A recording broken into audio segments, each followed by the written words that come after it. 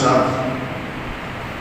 ایام ازاں کی مناسبت سے آپ کے سامنے پیش کر رہے ہیں. زباں زباں پہ تیرا آج تذکرہ ہے حسین،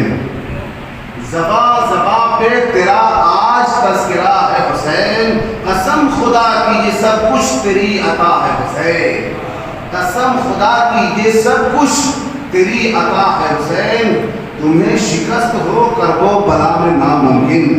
تمہیں شکست ہو کرب و بلا میں ناممکن، تمہارے ساتھ تو اصغر کا حوصلہ ہے حسین، تمہارے ساتھ تو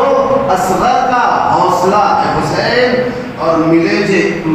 جو اذن تو لاشوں سے پاٹ دے مقتل، ملے جو اذن تو لاشوں سے پاٹ دے مقتل. تمہاری فوج میں ایک ایسا سورما ہے حسین، تمہاری فوج میں ایک ایسا سورما ہے حسین. اور یہ شعر خاص طور سے دیکھیں گے، بہت ضروری ہے، بہت ضروری ہے، بہت ضروری ہے مر کر بھی زندہ رہنا تیرا، بہت ضروری ہے مر کے بھی زندہ رہنا تیرا. تیرا وجود تو اسلام کی بقا ہے حسین، تیرا وجود تو اسلام کی بقا ہے حسین. اور کبھی بھی قوم کے رہبر کو یہ شرف نہ ملا، کسی بھی قوم کے، کسی بھی قوم کے رہبر کو یہ شرف نہ ملا. تمہارے در پہ زمانے کا سر جھکا ہے حسین، تمہارے در پہ زمانے کا سر جھکا ہے حسین. یہاں S P, D S P, prime minister, وزیر سارے جو ہے کل حسین پہ آگے ایک دفعہ سلامی ضرور دینے آتے ہیں. ایک اور سلوات پڑھیں محمد وآل محمد.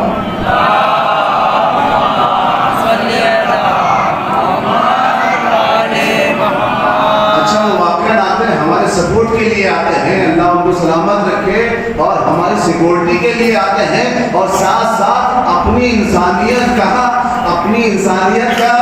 درس دینے آتے ہیں کہ دیکھو ہم بھی ایک امام حسین نے جو انسانیت کو بچانے کے لیے پیغام دیا کربلا میں، اور اپنی جان دی، 72 اصحاب اپنے قربان کیے، اپنے گھر بار کو قربان کیا، تو ہم بھی ان کی شہادت میں اسی طریقے سے حصہ لیتے ہیں جیسے امام حسین کے چاہنے والے اور دوسری قومیں ان کا غم مناتے ہیں. ایک اور صلوات پڑھیں محمد وآل محمد وآل.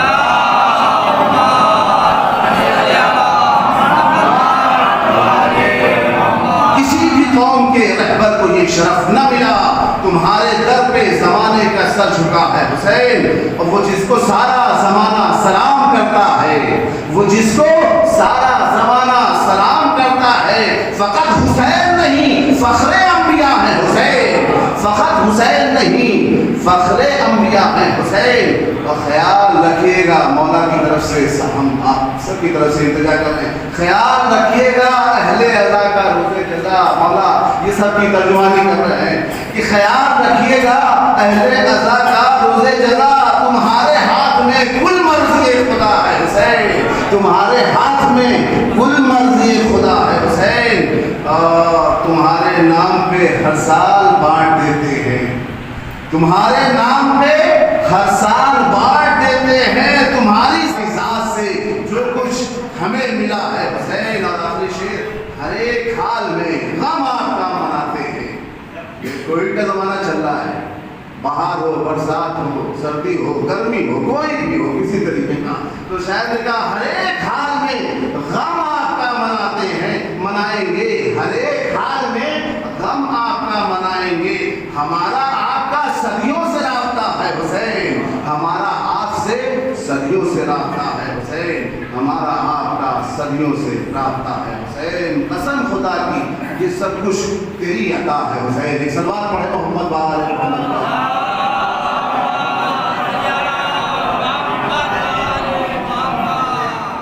بہرحال میں آپ تمامی حضرات کا اپنے حوزے کی طرف سے اور تمام طلاب، اساتذہ اور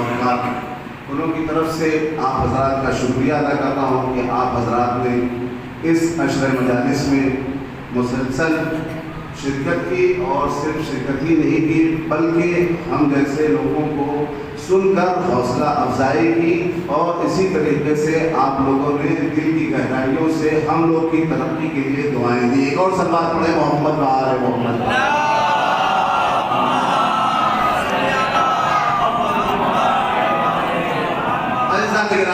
اور واجب الاحترام سامعین کرام، جس آئے وافی ہدایت کی تلاوت کا شرف میں مسلسل 5 روز سے آپ حضرات کے سامنے حاصل کر رہا ہوں،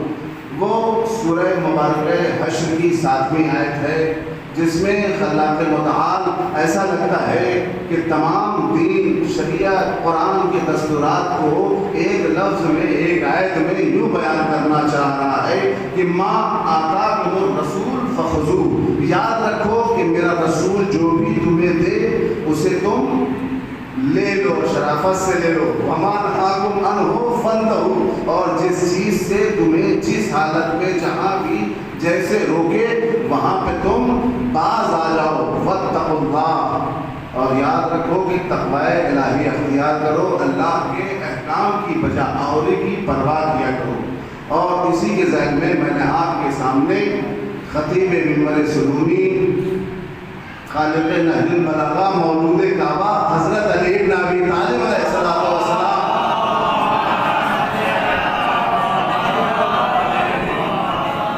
ایک حدیث پیش کی تھی کہ آپ نے اس تفسیر کی، اس آیت کی تفسیر میں اس کے ذیل میں ارشاد فرمایا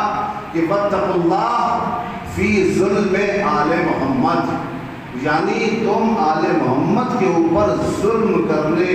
میں اللہ سے ڈرو، اللہ کے حکم کی پرواہ کرو۔ اور اس کے بعد ارشاد فرمایا ان اللہ شدید العقاب کے ذیل میں لمن ظلمہم، یعنی اللہ ان لوگوں کو شدید عذاب دینے والا ہے جن لوگوں نے آل محمد کے اوپر ظلم کیا ہے۔ میں نے کل کی مجلس میں اور گزشتہ مجلسوں میں یہی عرض کیا آپ حضرات کے سامنے کہ ایک ظلم ہوتا ہے جو فیس ٹو فیس ہوتا ہے، جسمانی ظلم ہوتا ہے، جسمانی اذیت ہوتی ہے، یہ تھوڑی دیر کے لیے انسان تحمل کر لیتا ہے، برداشت کر لیتا ہے، کچھ دیر رہتی ہے، اور اس کے بعد وہ ظلم و ستم کی اذیتیں، درد و آلام سب ختم ہو جاتے ہیں۔ لیکن آل محمد کے اوپر جو ظلم ہوا ہے، ان کے حق کو غصب کر کے، ان کی خلافت کو غصب کر کے، وہ رہتی دنیا تک کبھی بھی بلایا نہیں جا سکتا۔ اور یہی وجہ ہے کہ ہم اپنی مجلسوں میں اسی بات کا اعلان کرتے ہیں کہ صاحب ہمارے آل محمد کا حق چھینا گیا ہے، ان کے اوپر ظلم ہوا ہے، ورنہ میرے مولا ایسے ہی تھوڑی نہج البلاغہ میں یوں کہنے لگے کہ صبر تو فی العین قضا و فی الحق شجاع، یعنی خدا کی قسم میں نے اس حالت میں صبر کیا کہ میری آنکھوں میں خس و خاشاک بھرے ہوئے تھے۔ یہ عام خس و خاشاک نہیں، یہ جو الٹے سیدھے آ گئے تھے، یعنی وہ ان کی آنکھوں کا کانٹا بنے ہوئے تھے۔ اور اس کے بعد میرے مولا کہتے ہیں وفی الحلق شجاع، اور یہ ایسے ویسے آ کے میرے گلے کا ہڈی بنے ہوئے تھے، گلے کی ہڈی بنے ہوئے تھے، نہ مجھے نگلتے بن رہا تھا نہ اگلتے بن رہا تھا۔ لیکن عزیزوں اور دوستوں، کل کی مجلس میں نے آپ کے سامنے عرض کیا تھا کہ ہو جو بھی بہرحال اتنا سب کچھ میرے مولا نے اس تحمل کیا، صبر کیا، اور صبر کا پھل آپ جانتے ہیں کہ میٹھا ہوتا ہے۔ کل میں نے آپ کے سامنے عرض کیا تھا کہ جب پیغمبر نے مبعوث برسالت ہونے کے بعد سب سے پہلے دعوت ذی العشیرہ کا انعقاد کیا، تو اس وقت آپ نے آ کر تمام، جب سورہ شورى کی آیت نمبر 214 215 نازل ہوئی، وَأَنذِرْ عَشِيرَتَكَ الْأَقْرَبِينَ اقربین وَخْفِضْ جَنَاحَكَ لِمَنِ اتَّبَعَكَ مِنَ الْمُؤْمِنِينَ، اے میرے حبیب اپنے قرابت داروں کو ڈرائیے اور اس کے لیے اپنے شانوں کو جھکا دیجئے کہ جو مومنین میں آپ کی سب سے بہترین طریقے سے ہر قدم پہ اتباع کرنے والا ہے۔ اور اس کے بعد میرے پیغمبر نے ایک جملہ کہا تمام لوگوں کو جمع کرنے کے بعد، مجھے پوری دعوت کو نہیں ریپیٹ کرنا ہے، دعوت کے بعد یہی کہا تھا انی قد جئتکم بخیر الدنیا والآخرہ،